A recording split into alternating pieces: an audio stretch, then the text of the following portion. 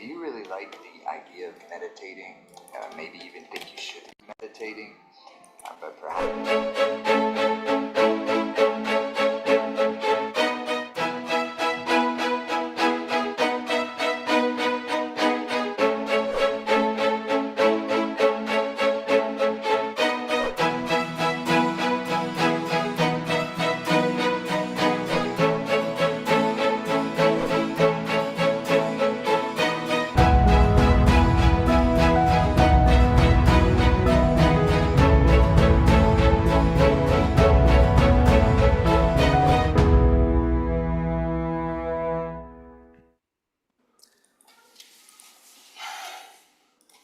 Good morning and welcome to Plantation SD Sabbath School. We're going into lesson number 7 of this fourth quarter of lesson. And with me to go through this lesson is my good friend, Michael Davis. Hello, Mike. Good morning, Mike, and happy Sabbath to you. All right.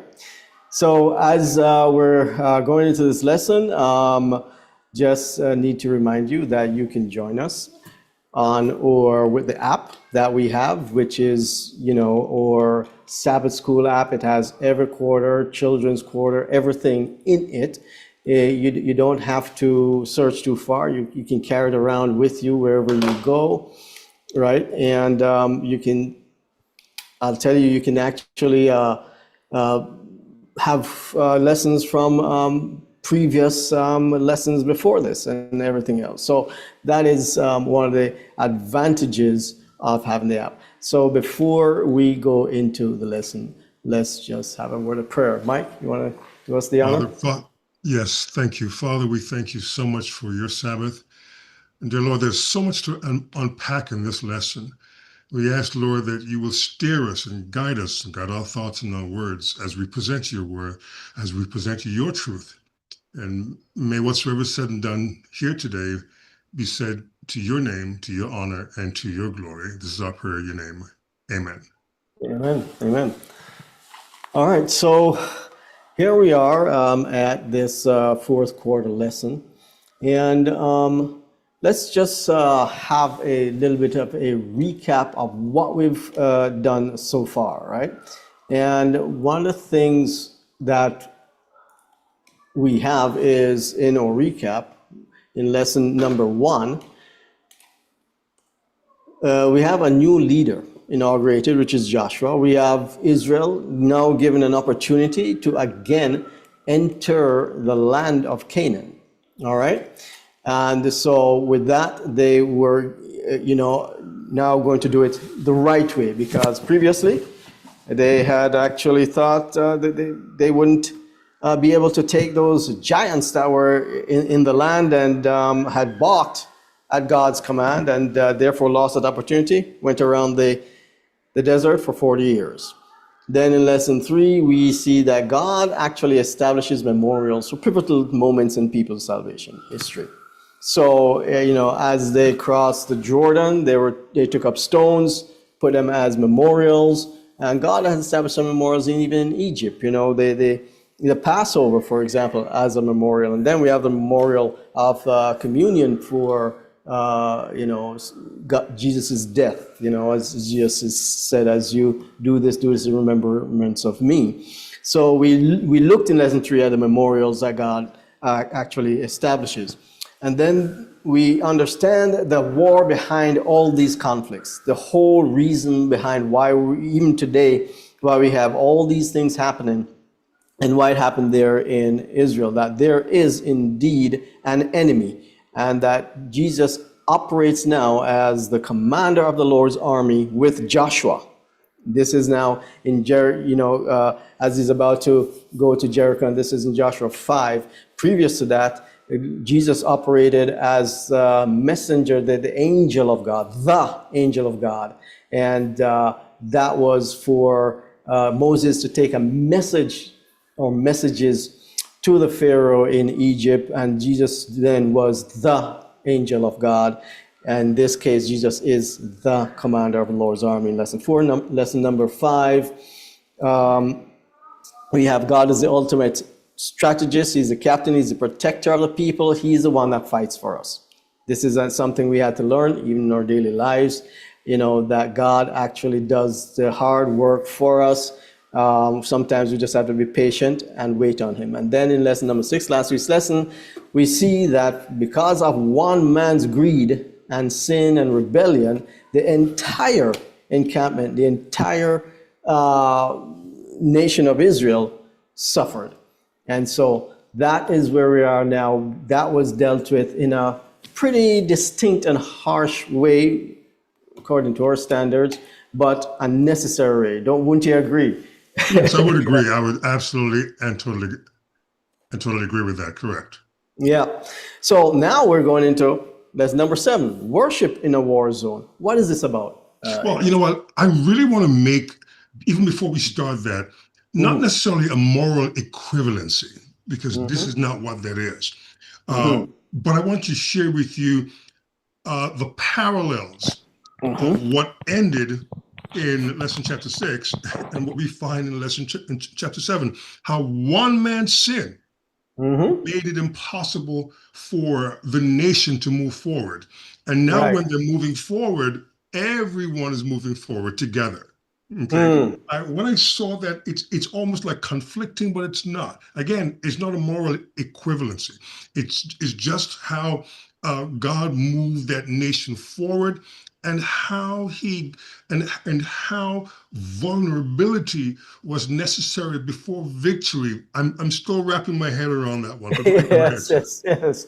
Okay, and we're going to delve a little deeper into that as we go into the lesson, correct? So, but as we go into that, though, where are we going with this lesson? I'd like to know where this lesson is taking us, so that as we follow and as you follow us, we can be clear as we go along. So Mike, tell us. Well, the text of the lesson, the memory verse, is seeking first the kingdom of God and his righteousness. In other words, putting God first. And throughout the entire lesson, that is the one theme, recurring theme that runs throughout the lesson. We need to put God first. So even though this happened to maybe 2,000-3,000 years ago, the principle is very much still the same. Principle is the same, putting right? God first.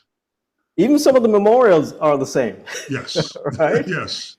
The one 2,000 years ago, we call it communion, but it is the remembrance, the Lord's Supper, as it were, right?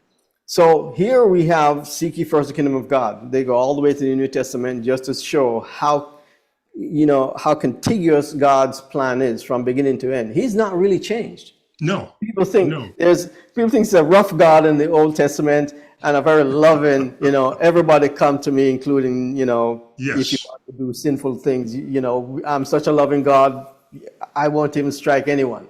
Yes, I think the circumstances may change along the way, but the principle remains the same and consistent. So we see here, as we're going to go in, we see that we're going to look at a couple things, and one of them is we're going to break down 4 areas here, and one is war zone worship. Okay, is what is going to be discussed in terms of one. We're going to see circumcision, and then we're going to see a Passover celebration, and that is also in Gilgal, and this is in chapter 5, and this is before taking Jericho. These 2 things we're going to see. Another worship that was enacted by God is the altar of worship after the defeat of Ai in Joshua 8, where now there was altars set up, right? And another remembrance as well, a pile of stones, right? Yes. And then we're going to look at the tabernacle of the Lord that was also set up for the 2nd division of the land amongst the other 7 tribes during the taking of Canaan. That you find in Joshua 18, and this was during the time, by the way, that they were taking over Canaan. This is not peacetime, and that is interesting because we look at those now in detail. Yes. All right. So let's see if we can go through with the covenant, the first one. Okay. The painful one. I have to cross my legs as I speak. Circumcision. Okay. So, as I studied this lesson, Yeah. I couldn't figure out at first now, I couldn't figure out why that was necessary, but the lesson brings it quite clear that it was very necessary for the circumcision to occur, to take place. Right. And then let's read what was done here. So Joshua, and this is in Joshua 5, 3-5, 1-7 is the entire thing, why they had to be. But so Joshua made himself flint knives and circumcised the sons of Israel at Gibeath Haraloth. This is the reason why Joshua circumcised them. All the people who came out of Egypt, who were males, all the men of war, died in the wilderness along the way after they came out of Egypt. For all the people who came out were circumcised, but all the people who were born in the wilderness along the way as they came out of Egypt had not been circumcised. And so this is the reason why I call it a second circumcision of the men of Israel. Not that you had a second circumcision of a particular guy or anything like that. This was a second batch of circumcisions. Again, what we find here, right, is that the circumcision is being performed on adult men, or fairly teenage boys, those who are could be in the army. That's an even more painful process. Yes. It's like, yes, I would certainly agree. And if we go back to another particular incident where the men of Shechem were duped into circumcision, and what happened to them afterwards. Tell us that story briefly. Tell us that story. What happened there? Well, in Genesis chapter 34, we find that Shechem, who was the son of Hamor, he fell in love. I guess that we can redefine that, but with Dinah, okay, who was the only daughter of Jacob, and he violated her. He raped her. Okay, and when that happened, naturally, Dinah's family was upset. So, but then he went to his father and he said, I love this young lady. Could you get her for wife for me?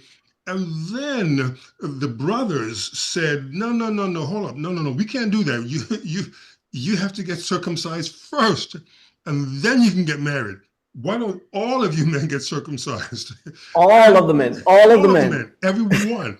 And all the Philistines. And they all agreed.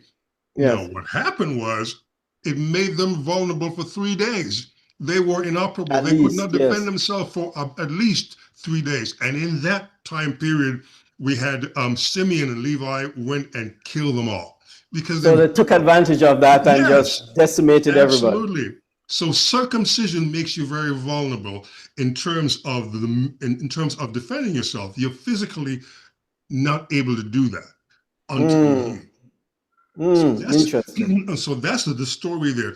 What was mind-boggling to me at first when we started to study this lesson was how God told Joshua that he needed to circumcise this new generation, because as we read, the older generation had already died out, and these were not circumcised. And so Joshua felt it. God told Joshua to circumcise them. Now that put them in a very, very vulnerable situation for roughly 3 days. Why would God, after having seen what happened to the men of Shechem, why would God want the Israelites to be in such a vulnerable situation? In wartime, I mean, they gotta they gotta go. They're about to go fight, and now he's making them all hospitalized. Yes, just before the fight. But what this demonstrates to me that I saw nowhere in the biblical narrative where Joshua questioned God's command. Whatever God told him to do, that's exactly what he did. So that suggested to me that Joshua had a deep faith that God, deeper faith, that God would protect his people in their time of vulnerability. So that shared with me that we can go from vulnerability to victory, because that's exactly what happened to them. Yes, and our vulnerability is really to the Lord, really, and Yes. and that's really what He wants us to be, totally dependent on Him. And Correct. this is the same Joshua that was the young man that would not leave the tent of meeting where Moses was in the desert. This was the man that stayed with Moses and Yes. stayed with the Lord no matter what. Hmm. Quiet fellow, never said Yes. much, but he Yes. never left Yes. Yes. Moses' side, or in fact, he went up to the mountain with Moses Yes. at one Yes. point. Yes. So obviously, from a very young age, Hmm. he he had made up his mind to follow the Lord no matter what. In Yes. fact, he one of the people that went over to spy out the land, Yes. He was one of the 12. and he brought back a good report while the Two of them. Yes. 10 Joshua brought and back bad report, right? right, exactly. Joshua and Caleb brought back encouraging reports. The other 10 were rather dismissive. Interesting. Yes. And that is something that can apply to everything we do today. You know, Yes. you Yes. can listen to the naysayers all you want, or you can Yes. listen to God's voice, because the Yes. naysayers actually have logic, right? Yes. Those Yes. men were huge. We were like Yes. grasshoppers in their sight, you know. That Yes. sounds pretty logical. Yeah, this might be a bad idea. We can't take it. Nevertheless, God was saying, no, no, no, no, no. I said you can. Therefore, Yes. you can, you And know. I think the overall value and the Mhm, message, one of the messages that I got is mhm, that before you take on an assignment, get right with God. It's mhm. very That's right. important for that to happen. And, and so he was saying, listen, yes, I see the land. I gave it to you. I'm going to make Mhm, that happen. But now I want you to recommit yourself to me. I want you to right. obey. I want you Mhm. to recommit yourself to me. Be in a relationship with me, and all these things will be yours. Interest.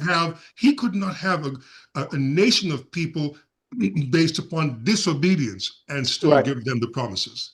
And the truth is, the entire church, as it Correct. were, had Yes. to move forward. Entire Correct. church had to be there, or Correct. else it would, because we saw last week's lesson, okay, with Achan, Yes. who decided to violate the commands willfully, knowingly, Yes. and hid it. There is no indication that he repented. There's an indication that it was found out, Correct. but not Yes. the indication that he actually said, "Hey, I'm sorry." It's like, my bad, right? But the Yes. thing Yes. is, Yes. In fact, we ought not to mistake movement with momentum. There are two different things. God wants alignment before assignment. It's very important that with Joshua we found that he was aligning God's people with God before Mhm. moving forward with the assignment. That's very important. Right, right, right. And so we find that because Achan actually failed, he had to be cut off, and that word is used a few times for very important things when something is final, Correct. final, final, final. Now Yes. the thing is, they took everything he had, his possessions, his animals, his work tools. They took the little store in the corner that he owned. Yes. And all the haberdashery stuff that's in there. They took everything that belonged to him and belonged to his name, and they made sure that it was wiped out. Yes. Meaning that, you see, So the intent here is that we don't want this in our camp. God is yes. saying that this and the memory of it has to be gone. Yes, and I don't necessarily want to backtrack into last week's lesson, but it makes a very important point. The death of the entire family was not collective punishment. We find in Yes. 3 passages where God says that the son will not will not be Right. or bear the consequences of the father, and vice versa. 3 passages, one in Deuteronomy, one in 2 Kings, and the other one in Jeremiah chapter 18, Mm. verse 20. Mm. So that tells me that the entire family was complicit. That's very Yes, it had to be, and it also might suggest, even though this is an extrapolation, it might suggest that this wasn't the first time they did it, well, true, true. right? You might And have so something there. this was something that they were, banking up their sort of retirement plan. Right.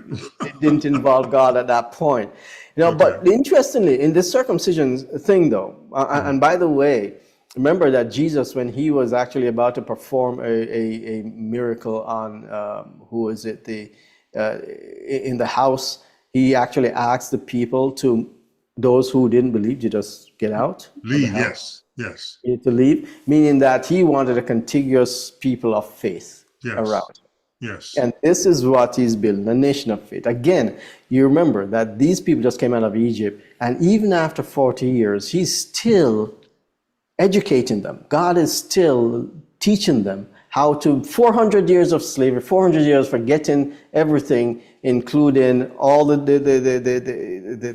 Sabbath, right? yes, Everything, including everything, had to be given back to them. Not only had to be given back, but the general habits that had to be reformed again.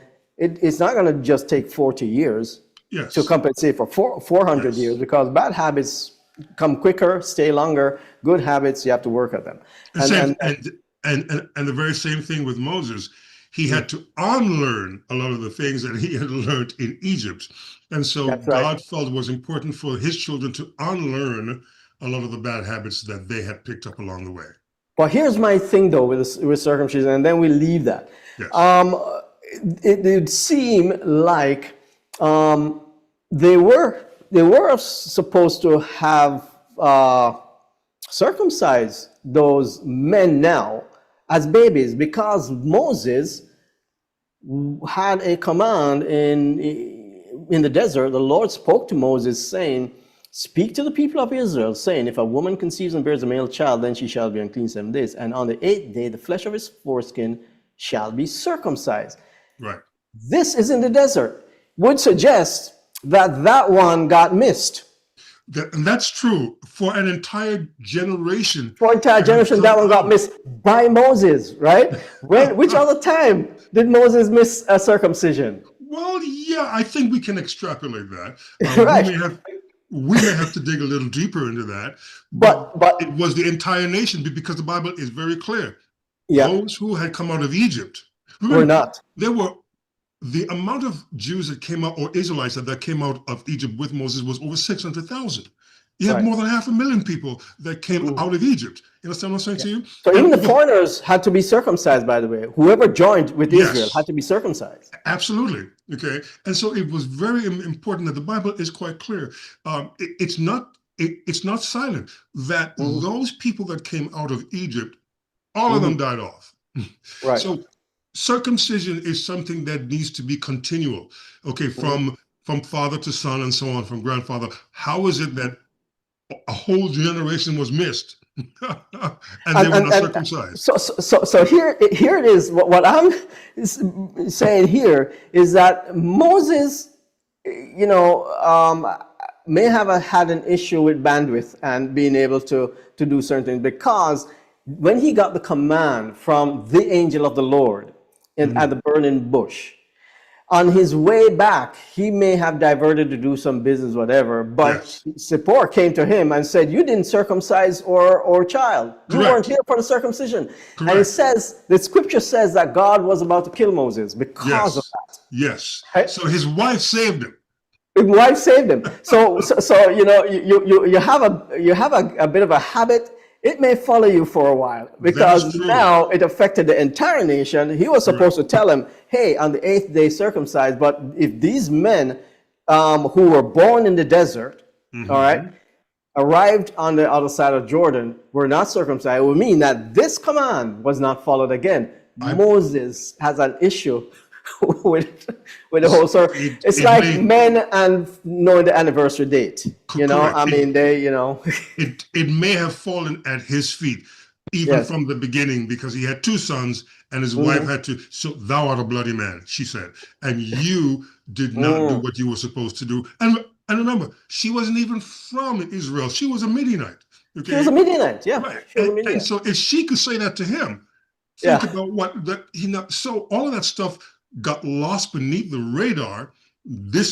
And you're right. I believe that this is the actual case where a whole generation got missed and were not circumcised. And we're not circumcised. And this is the thing. So it's like Moses had a habit of forgetting the anniversary. Yes.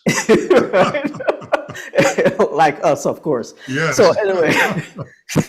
All right. So We now move to the second one, which is the worship thing, which is the altars of renewal. And Yes. this is in, well, we had the Passover celebration, then there was an altar that was requested to be set up, right? And tell us about this altar of renewal thing. Well, the altar of renewal, and again, remember, this was a new generation. And it was important because Joshua got the command, to set up the altars. And so he did so. But the altars were there to remind the people that this is not just a temporal battle. This is also a spiritual journey. And so the altars were set up because people forget. They do forget. If I forget my anniversary, my wedding anniversary, I've got a problem. Okay. and so God knew that it was necessary to remind the people that you have a relationship with me. We have a relationship. So Joshua did it in compliance with God's command through Moses that an altar of uncut stones were to be built in Deuteronomy chapter 27, verses 2 to 10. Okay, it was a symbol of renewal and consecration of Israel's covenant relationship with God. The uncut stones were to symbolize that the altar was holy. Remember, you couldn't bring any kind of fire into the temple. That was God's fire. You couldn't bring unholy fire. So anything having to do with God, that's why God told Moses, take off your shoes because you are on holy ground. Holy ground. So say the same thing to Joshua, by the way. Well, say the same thing to Joshua. Yes. Joshua got the same command. Take off your shoes, you're on holy ground. Absolutely. So the stones had to be uncut. They could not have been touched by man. That's why the donkey that Jesus rode into Jerusalem was one that had never been ridden. So it was in a recognition that the capture of the promised land was possible only through the leadership of God. Only through the leadership of God. And at this point, God is still the king of Israel. Correct. At this point, right? Yes. Until later on, the Israelites decided, hey, we want a king that looks like over there. Yeah. We want all that pomp and circumstance like we see over there. We want the Mercedes, and we want the entourage, and we want the secret security, secret service, and we want all that sort of stuff. Give us one like them. God, you've been good so far, but we need we need a different. So, but that was later. Up until this stage, God is still the king of Israel. So It's still a theocracy. He's still a theocracy. So we look at Deuteronomy 11:26-30, and let's just read through that quickly so we can get an idea from the scripture itself. All right. And it says, "Behold, I set before you today a blessing and a curse.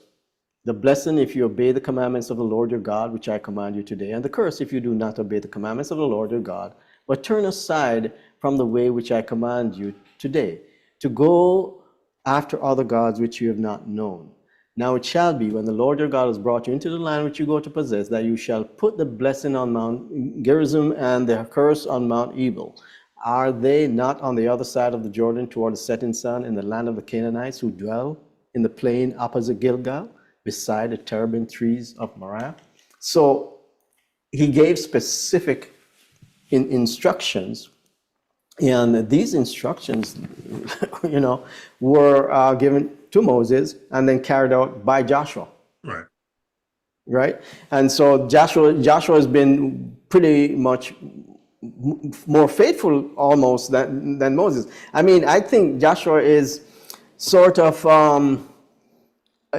underrated in scriptural representation, as it were, because he was one guy that he never deviated.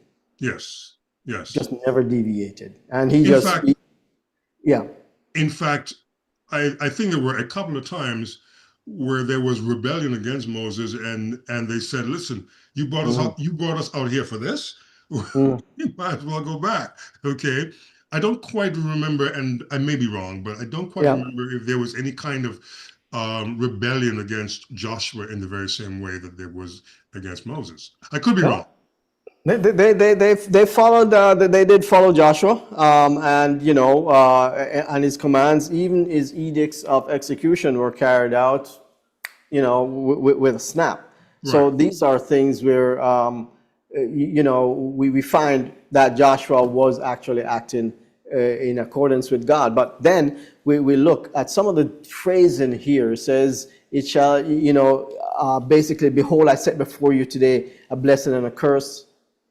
That sounds familiar, Yes. Behold, I set before you a blessing and a curse, with life and death. Choose life. This Yes. is what God is literally saying to them. Choose life, right? Choose life. Choose me. Choose righteousness. Choose the blessing, is what God is saying. And therefore, I will give you the altars of remembrance and worship. Yes.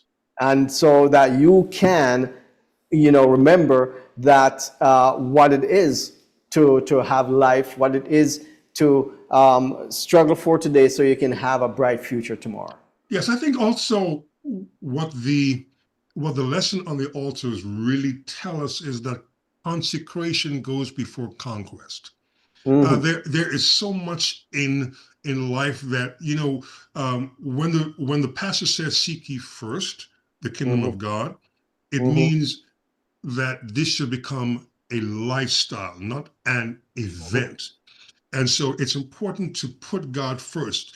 And this is why God was very adamant that as they went along their journey of conquest, they put him first. Consecration comes before conquest. And that was important. And this is all that God is saying. I mean, don't worry for circumcision that you will be vulnerable to the enemy. Correct. I got your back, because this is a command from me. Mhm. Don't worry that, there's some inconvenience with, observing your Sabbath or going to church on Sabbath and leaving some of those things that you didn't really finish on Friday Right. at the job or whatever. And I've had that experience personally. I'll take care of those things because I have told you to do this. Right. Therefore, I got you covered. So in the commands of God, they may not, in our minds or, earthly minds, think that, logically it makes sense. But if we obey, later we'll find out that it actually does make sense. Yep. And so we look at these altars that were commanded to be set up so that they could actually consecrate themselves. They were even told to do some of the same things of consecration, purification, as it were. Right. Right? Again, some of these things that God commanded are taken way out of whack in today's day in terms of some sects that have all these things, the washing of the hands. By the time Jesus came around, washing of the hands was as holy as anything else, and it's like, no, God said, I just want you to wash your hands so you can be clean when you eat your food. But, it's not supposed to be this holy thing that you command everybody that they have to do, or else, boom, you're out. Right? So it got to the extreme. You find other sects, say maybe Muslims, that have ritual washings before various things and all that sort of stuff. And these were not, these, by the way, understand that some of the stuff, for example, in Islam, are taken from Christianity. Yeah, and Mike, I just wanted to add this, and I don't mean to to take this discussion in another direction, but I've seen photos and pictures of Israeli soldiers dressed in battle gear. And as they're dressed in battle gear, they're in the battle arena.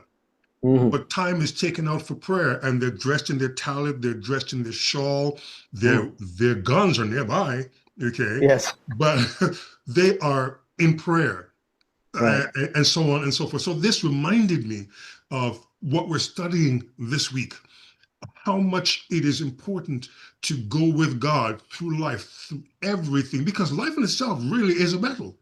Okay. And the fact is, your Christianity doesn't stop at church. It is a daily. It goes with you wherever you go: school, job, Yes. play, It is a lifestyle. supermarket. It is a Yes. lifestyle. It is a lifestyle. But we did just gloss over Passover. We had Passover again here in the desert, right? Mhm. Roughly at the same time. They were reminded again to do the Passover thing because that is a remembrance of, it actually is a remembrance of their victory, of Correct. escaping. Correct. So giving them a purpose now to go ahead because they're about to go and deal with another conquest, Yes. right?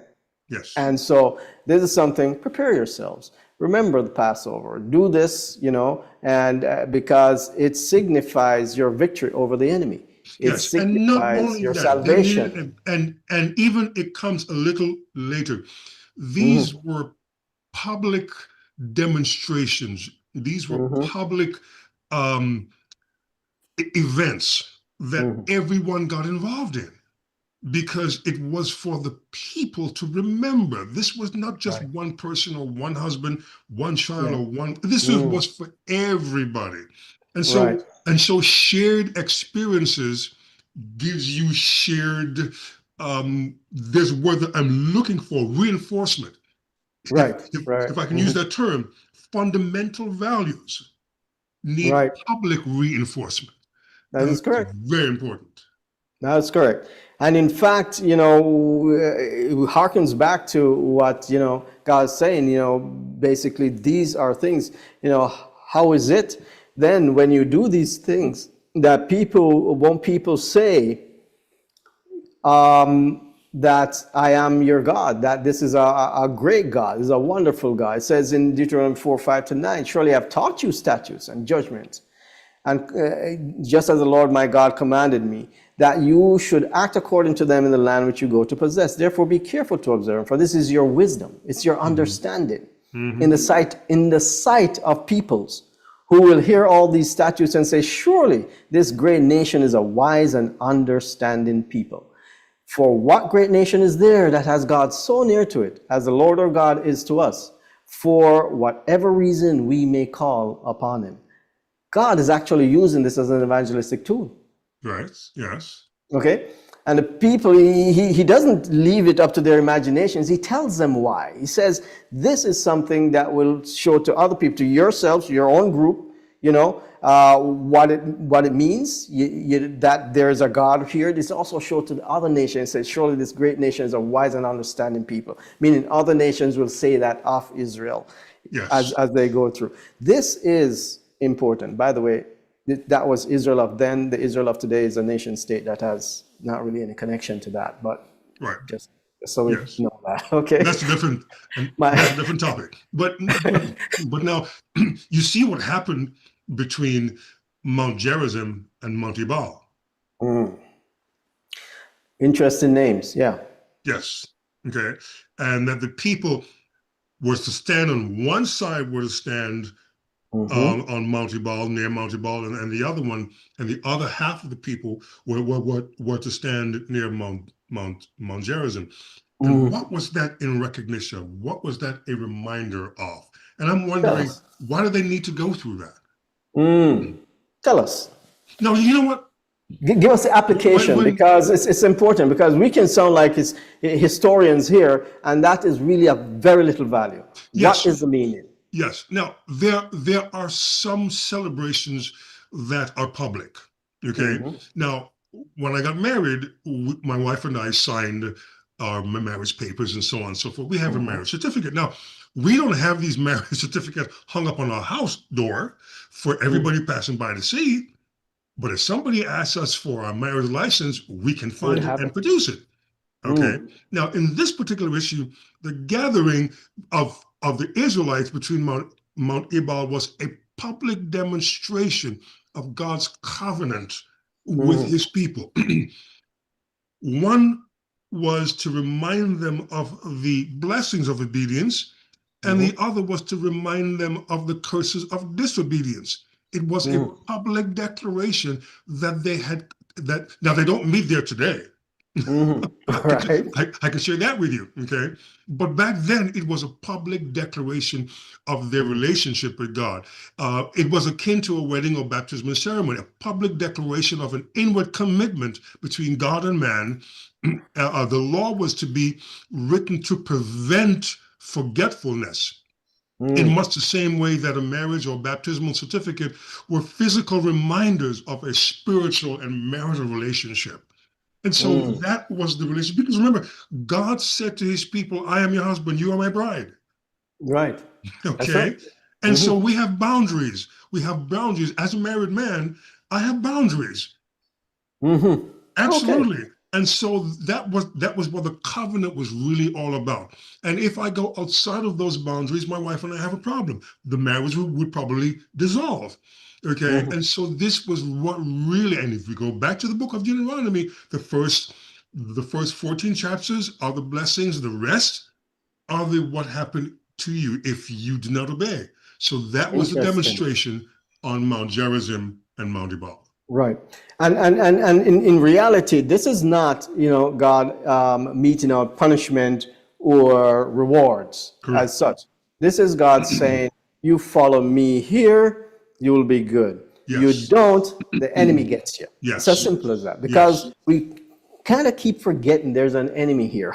Yes. There is a dude that's really trying to get us, and in fact, just killing us is not sufficient. He has to discredit God in the process by discrediting us, by making us do things, and by using us as tools to actually create problems for others as well. Correct. Right? So we are sometimes better alive to the enemy than dead, right? And because we can be used. But that's an interesting way of putting it. there's an enemy, and God is really saying that you move outside of the camp of protection, all kinds of stuff happen. Also, you make decisions on your own that in opposition to God's commands, and you find you shoot yourself in the foot. Yes. God doesn't really have to do anything. Yes. You shoot yourself in the foot. You do it to yourself. Yes. Right. And that's the key word, self. Yes. Yes. And so that's one thing. So this, when Joshua wrote this stuff on the stones, because he went and he wrote all of these things, and here we find it in Joshua 8:32, and just a part of Joshua 8. It says, and there in the presence of the children of Israel, he wrote on the stones a copy of the law of Moses, which he had written. Then all Israel, with all their elders and officers and judges, stood on either side of the ark before the priests, the Levites who bore the ark of the covenant of the Lord, the stranger as well as he was born among them. Half of them were in front of Mount Gerizim, and half of them in front of Mount Ebal, as Moses, the servant of the Lord, had commanded before, that they should bless the people of Israel. So, what was the significance of Joshua now writing Moses' law on stone? It was an important reminder. This was not and again, this was a new generation. It's very important to recognize that, as God said, one generation should teach the younger generation and raise them up, teach them my commandments, teach them my values. And Joshua was writing all of the commandments that the people had lost over 40 years that they did not remember. They quickly forget. Remember 40 days on the mountain, and it's like, oh, we need another God. Yes, absolutely. It didn't take long. So it was important for Joshua to write them again. That is why when Joshua and Moses came off the mountain and saw the children of Israel in apostasy, Moses' anger broke the two stones of the tablets. They were written again, not by Moses, but by the fingers of God. So that was important, that continual reminder. That is why Joshua wrote it again. Right. And it did say that, once there is, and we find that quite a few times, they passing down, not just traditions, but passing down the commands of God. Yes. Was so important. And when Israel didn't do it, they went off the rails. Yes. It happened quite a few times. When they didn't tell the nations after them, or their offspring, when it wasn't, Bible study in the house, when there wasn't, a continual reminder to my kids as to what the stand is, what we believe, why we believe what we believe. All these things I have to explain. We lose the youth nowadays because there is an issue of the youth coming to a point where they can do some critical thinking, and they say, wow, this religion is just customs and rituals. That's not for me. That's my parents' religion. Unless we can convey to them, communicate to them why it is important and why it is not rituals and customs. It is, in fact, things that will help us and what God has commanded, and some of the things we need to do in order to have blessings and in order to live right. We lose our kids because we do not pass on what God has told us to pass on to them. So therefore, we are not following God's command to train up our children in the way that they should go, that when they are older, they will not depart from it. You just spoke about young people departing from the faith. This is apostasy. So whose fault is that? Well, sometimes the parent can do all they can. Nevertheless, we do find that in the majority of cases, it is a not being able to communicate to them the importance of what it is. Now, there's a period where we literally indoctrinate our kids, all right, for whatever belief system. They follow the belief system of the family. Right. But at some point, a child grows up and is going to have to question. I have to ask a hard question. Why Adventism? I grew up an Adventist. Why should I stay one just because I grew up one? I had to rediscover the whys and understand the importance of it and understand the particular message that we have and how grounded it is in the Bible and how grounded it will be for the future coming, and say, wow, now this is my faith, not just my parents. So the religion was important to them collectively as a household, but not to them individually. Individually. And as they forgot to talk about this, as they use it only as a ritual, because by the time we get to Jesus' time and the Pharisees, there were so many rituals, many of them based on the commandments of God, but were only seen as rituals. They were seen as rituals primarily for either including them in the club of the Jews or excluding people from the club of the Jews. Right. Not as commandments of blessings. Okay. You see, and that was the problem that Jesus had with them, why Jesus was actually really strict with the leaders that should know, and was really graceful, so much grace for those who were ignorant, those who were oppressed by that same system, those who didn't know, even the woman at the well, okay, who didn't know. But for the leaders who had the oracles, who were given those for many years and used it to make gain for themselves, where all the funds, most of the funds of the people went to the conference, and then they were satisfied, but the people were poor. The people were oppressed by these rules and laws and restrictions and everything else that comes down from head office. And Jesus says, no, this is not the way. That's not what we intended with this. Right. So these are just things with relation to why we need to tell, and why it needs to be communicated in a way from the perspective that God wanted us to, that it has its blessings. It has its blessings. And if we forget to do that, if we depend on everything else, including 1 week of church to inform us of everything, we fall into ignorance. That's true. And then we are swayed by everything else that looks good or sounds logical or this and that. Creating the earth in 7 days is not logical, but it was done. Yes, and one of the things I also saw that really crept upon me was that making the nation vulnerable and surrounded by enemies in a battle zone, as you talked about a while ago, you used that word, was illogical. But we are told that the wisdom of man has foolishness unto God. I think that's 1 Corinthians chapter 3, verse 19. It's really important to understand that what we believe is wise, right, has nothing to do with God's wisdom. We have to get God's wisdom, and the only way that we can do so is to pray for his wisdom. That's That's very right. important, because circumcising a whole nation and the fighting army of the Israelites and making them vulnerable for 3 days, if the enemy had gotten wind of that, Mm-hmm. so if that's if they really what I'm had, talking about. That right? vulnerability comes before victory. That's right. And so, and then, we have the tabernacle being set up. And this was now after, so these are different phases of the new grace that Israel got, which is to now take the land of Canaan Right. after they had failed before. Now they've come to Canaan. They've taken Canaan partially, and Yes. they're in the midst of trying to take other places. And in fact, it says up to this day, there's some parts of Canaan that were not taken over fully, but the Canaanites became servants of the Israelites in those areas. But during those times, in the middle of that, build a tabernacle. Put up a tabernacle, and let's do some worship.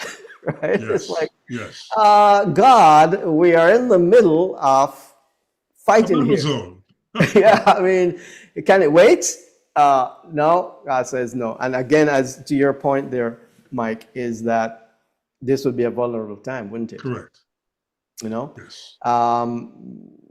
the, the, the Jews can remember a day called Black Friday, when in their vulnerability on a Sabbath, they were attacked, Yes. right?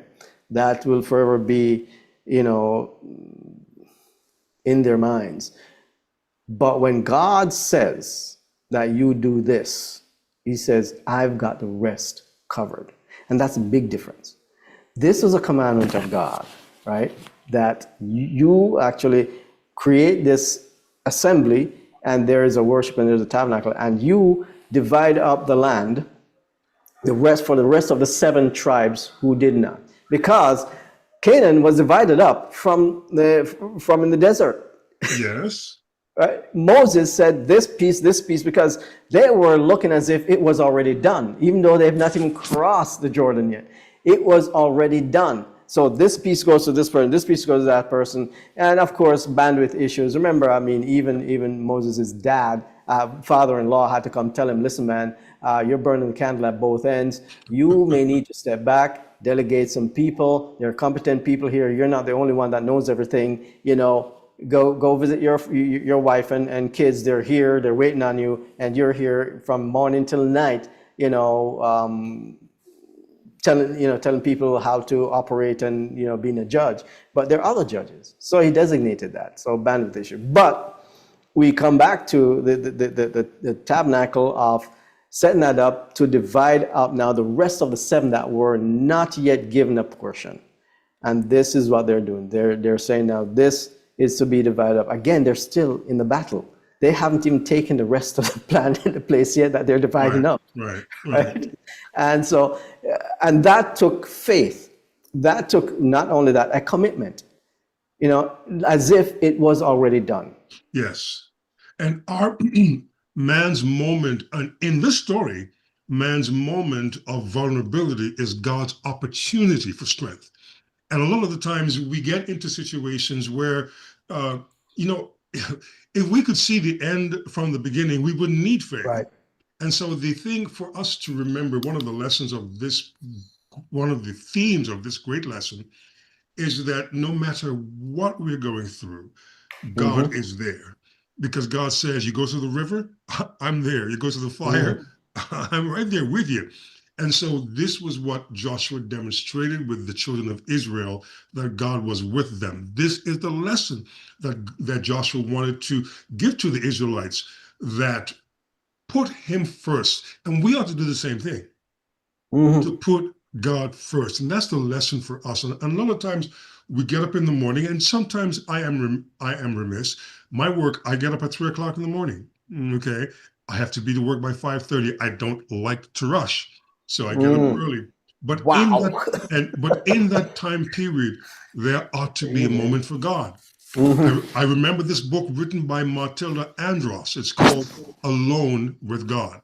And it's very important for us to spend time with God before the beginning of the day. That's right. That's right. So that preparation time, preparation time, even in the midst of crisis, there's time in the midst of crisis where, it has happened to me in the midst of I'm stumped with something that has a deadline, Right. can't figure out what the problem is, and just deciding, there's even less time as the minutes tick on, but I am going to take out time now to not even think about this thing, right? Just worship. And literally, the stuff, I could give you details of more, but the stuff sorted itself out. By the time I was done, it sorted itself out. All I had to do was wait. All I had to do was wait. And so sometimes waiting on the Lord is an act of faith, but it can also bring its blessings in terms of conviction, in terms of a miracle, in terms of what God actually wants to do for us if we stop and listen.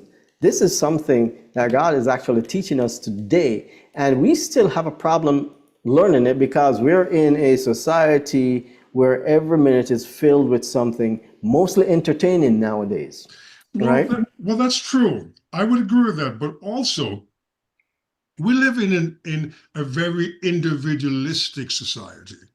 From the That's moment right. we're born and we go through school, we are raised to one day be able to operate on our own. As parents, we train our children, we prepare our children, we educate our children to be able to operate on their own after they reach a certain time. But the issue here is that we have become so independent, we almost have no need for God. There's no Interesting. need for putting Yes. God first because everything that we do, we're able to do for ourselves. And we have amassed enough to make ourselves feel, oh yeah, we've now arrived. We Correct. can, we're met up with the Joneses. We have the SUVs. We have the house. And I did it on my own strength. I went to college and did it. My intellect brought me here. My wherewithal and my intelligence brought me here. Yes. So Without, I don't mean to make a pejorative statement, but when I go to third world countries and I go to the churches, I find that the faith in the third world countries is much stronger than here in America. And the reason for that is these are people that don't have. These are people that live in thatched roofs and homes, may not have they have to walk to church. I find the faith is much stronger. right. And so that's my experience. I can't speak for anyone else. Typically, though, that would be a fairly correct assumption. It's just that when we're stripped away from some of the things that distract us, Yes. we can focus on where our only strength comes from. Yes. Which is the Lord. And even atheists in a moment of crisis have been heard to say, save me, Lord. Okay, this is a time when you strip away all else, you finally find that you are not king of you. Yes. God is. Yes. And this is the problem we still have today, is that we operate individually. My truth is not necessarily your truth. You stick with yours, I stick with mine. It's all my opinion becomes my truth. And because of that individuality, everybody goes their own way. At the end of Judges, it says that every man did, by the way, in Judges, it describes horrific things that were done by the Israelites themselves. Horrific things that were done. You just have to read Judges. As you go near to the end, it just develops into this drama, this movie of things. Some of it was sort of comedic chaos, the things they did based on their decisions, and all the stuff that happened. And then at the end of it, they literally planned for one tribe to go kidnap another tribe's women and all that. The planning was, as we look at it in hindsight, stupid. But for them, it was a series of actions that snowballed. Right. And by the end of it, at the end of Judges, it says And every man did what was right in their eyes, Correct. because there was no judge in the land. That's It means that there was individualism. individualism. Can you imagine, Mike? Individualism, it Can caused you chaos. can you imagine the Israelites, Joshua taking the Israelites, God telling them that they have to be circumcised, and a spirit of individualism came over the tribe. You going to do what? Yeah, she says, "Ooh, no. I heard about that. That's not good. That's not." We're not going down that rabbit hole. I'm sorry. Yeah, But but here, the entire nation was committed to a shared experience, to a shared goal, that individualism had no place in their experience. Self did not crop up. Our greatest enemy, the greatest enemy that we will ever fight, is self. And that's why Jesus said, if any man is going to follow me, let him first deny himself, take up his cross, and follow me. That is right. When individualism came into the Israelites, they said to Samuel, we don't want to be a theocracy anymore. We want to be a monarchy. We want to have a monarchy like those people over there. That's right. That was where it came in. Yeah. They wanted to be like the other people that were living in large. Even in Malachi, the same thing came up, where the people said, how come we are still poor and those people over there are, living at large, driving the Mercedes and stuff like that, and why is it that we, your people, are? And I said, because you're not doing what you're supposed to do. Simple. Right.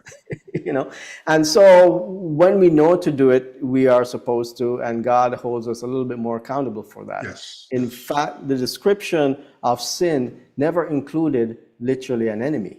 In James, when James describes sin as something that develops in us, and our desire blossoms and gives birth to death, is that it is a battle between God and self.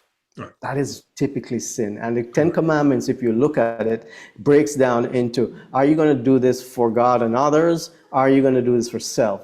Is theft for God and others or for self? Is murder for God or for self? No matter how you do it, it's for self, satisfaction, justification, whatever. And so the battle of sin is God or self. And that's why it could have come up in heaven. Amen. Because it's self versus God. Anyway, thank you. Thank you so much, Mike, for standing here with me and explaining this lesson to me. I learned a few things myself. I learned a lot. Thank you very much for the opportunity. Okay. And we must so do take this care again. until next time. Yes. Bye.